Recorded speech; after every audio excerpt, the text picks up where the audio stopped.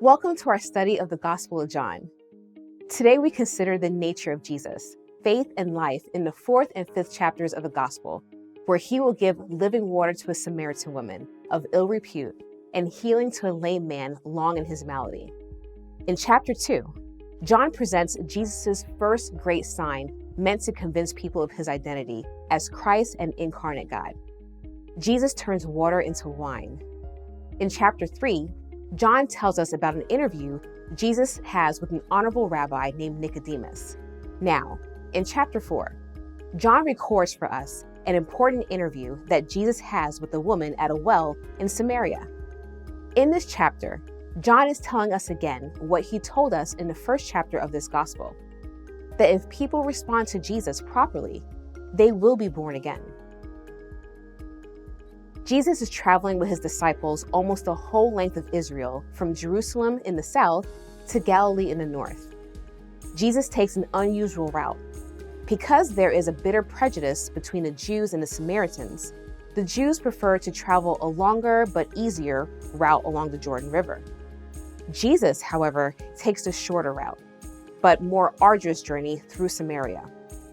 His disciples are no doubt a bit annoyed and confused by the choice. When Jesus arrives at the city of Sychar, where an old well, reputed to have been dug by Jacob himself, is located, he permits the disciples to get some food, leaving him alone and waiting at the well. He is not waiting for them, however.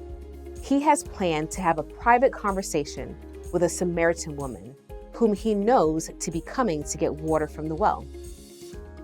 We might first of all observe Jesus' dedication to this awaited conversation. He endures the heat and the sun. He puts aside cultural norms of decency, for it was scandalous in that time for an Orthodox Jew to converse with a Samaritan like this. And it was also disgraceful for a religious teacher to meet with an unrelated woman alone. We might also observe Jesus' discernment. Unlike in chapter 3 with Nicodemus, Jesus is not talking to a learned rabbi, so he does not use spiritually complex language. Jesus describes a new birth for her in a figurative language that she can understand. In John 4, 7 through 15, Jesus simply draws her into a conversation about the fact that she is thirsty. There came a woman of Samaria to draw water. Jesus said to her, "Give me a drink." For his disciples had gone away into the city to buy food. Therefore, the Samaritan woman said to him, "How is it that you, being a Jew, ask me for a drink, since I am a Samaritan woman?" For Jews have no dealings with Samaritans. Jesus answered and said to her, "If you knew the gift of God and who it is who says to you, 'Give me a drink,' you would have asked him, and he would have given you living water." She said to him, "Sir, you have nothing to draw with, and the well is deep. Where then do you get that living water? You are not greater than our father Jacob, are you, who gave us the well, and drank of it himself and his sons and his cattle?" Jesus answered and said to her, "Everyone who drinks of this water will thirst again. But whoever drinks of the water that I will give him shall never thirst. But the water that I will give him will become in him a well of water springing up to eternal life." The woman said to him, "Sir, give me this water, so I will not be thirsty, nor come all the way here to draw." Jesus has engrossed and engaged the Samaritan woman in the conversation, and then deftly shifts the focus and tells her to go and call her husband, which he knows she does not have. She confirms the lack, so Jesus says to her in John 4, 17 through 18, "You have correctly said, 'I have no husband,' for you have had 5 husbands, and the one whom now you have is not your husband. This you have said truly." Now, why did Jesus bring that up? Most of us would have avoided the risk of offense and simply explained the gospel when she said, "Give me this drink." But Jesus shifts the focus on her sinful life. Why? Because Jesus demands genuine repentance. No repentance, no drink from the everlasting waters of abundant life. The woman accepts Jesus as a prophet, but being confronted in her sin, she shifts the topic away from herself and onto a point of controversy between Jews and Samaritans, a point of deep community offense. Indeed, the Jews destroyed their temple in 128 BC. She says in John 4:20, "Our fathers worshipped in this mountain, and you people say that in Jerusalem is the place where men ought to worship." Jesus stays focused, and in John 4:21 through 22, speaks a powerful truth. Jesus directs her to her Savior, saying, "Woman, believe me, an hour is coming when neither in this mountain nor in Jerusalem will you worship the Father. You worship what you do not know. We worship what we know, for salvation is from the Jews. But an hour is coming, and now is, when the true worshipers will worship the Father in spirit and truth. For such people, the Father seeks to be his worshipers. God is spirit, and those who worship him must worship in spirit and truth." This moves her. All prickles, insult, niggling, distraction, and resistance fades away. She says, "I know that Messiah is coming, he who is called Christ. When that one comes, he will declare all things to us." Jesus says directly to her what he makes his own disciples sweat out. "I who speak to you am he." The woman accepts Jesus as Christ, her Lord, and is born again. She goes out as Jesus' first apostle, Jesus' first sent one, preaching to her community, "Come see a man who told me all the things that I have done. This is not the Christ, is it?" Her transformation must have been obvious, for they believe. John says, "They went out of the city and were coming to him. From that city, many of the Samaritans believed in him because of the word of the woman who testified. He told me all the things that I have done." So when the Samaritans came to Jesus, they were asking him to stay with them, and he stayed there 2 days. Many more believed because of his word, and they were saying to the woman, "It is no longer because of what you said that we believe, for we have heard for ourselves and know that this one is indeed the Savior of the world." This is what John told us in chapter 1. When people respond adequately to Jesus, they are born again. This beautiful interview is describing life's two most remarkable experiences: being born again and becoming the channel through which other people are born again. Just as Jesus said to her, "Whoever drinks of the water that I will give him shall never thirst, but the water that I will give him will become in him a well of water, springing up to eternal life." In other words, you will not simply be born again and quench your own thirst for everlasting and abundant life.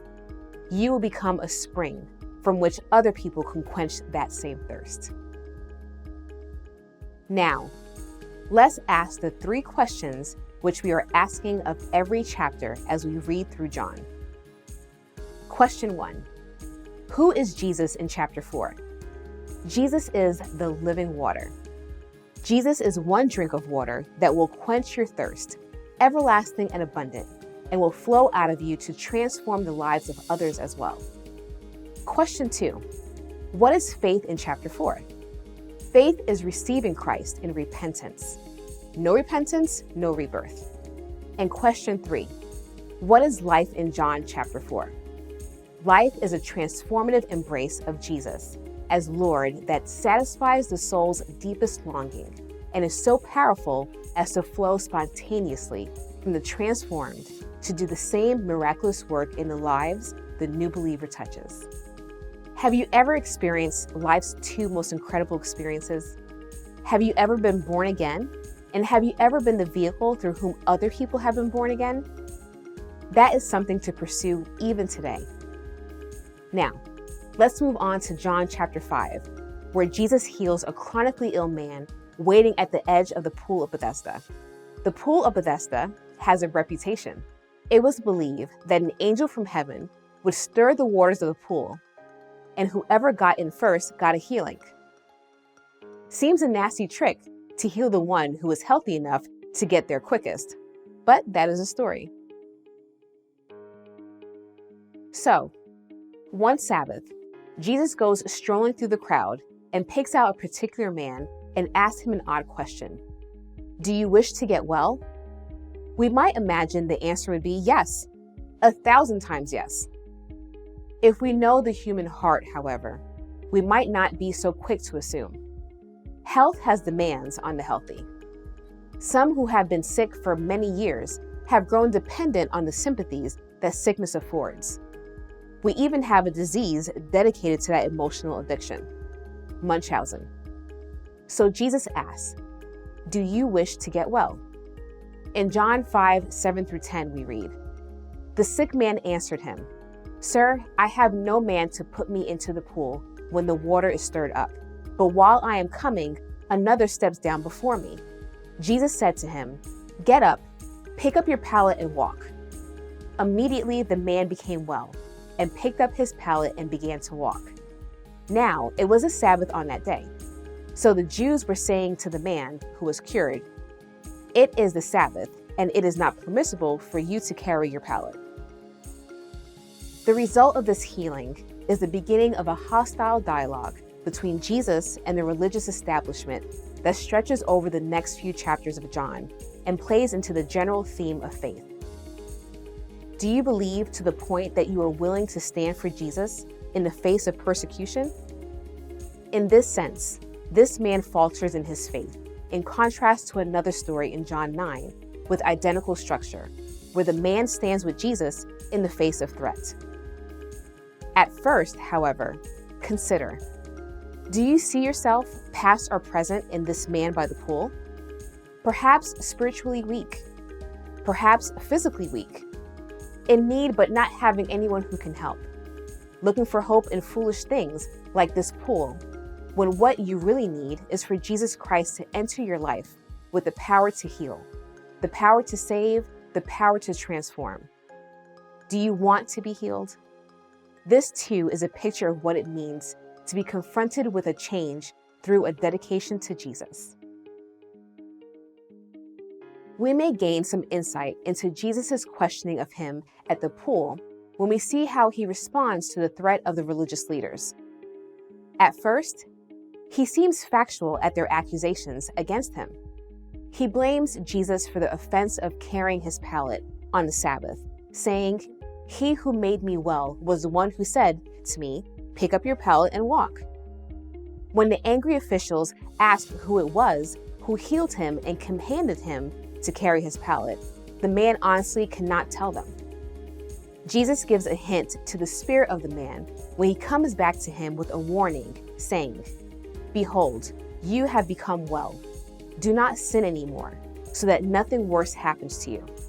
At this, the man goes to the religious leaders to inform on Jesus, stirring up persecution against the man who had miraculously changed his life.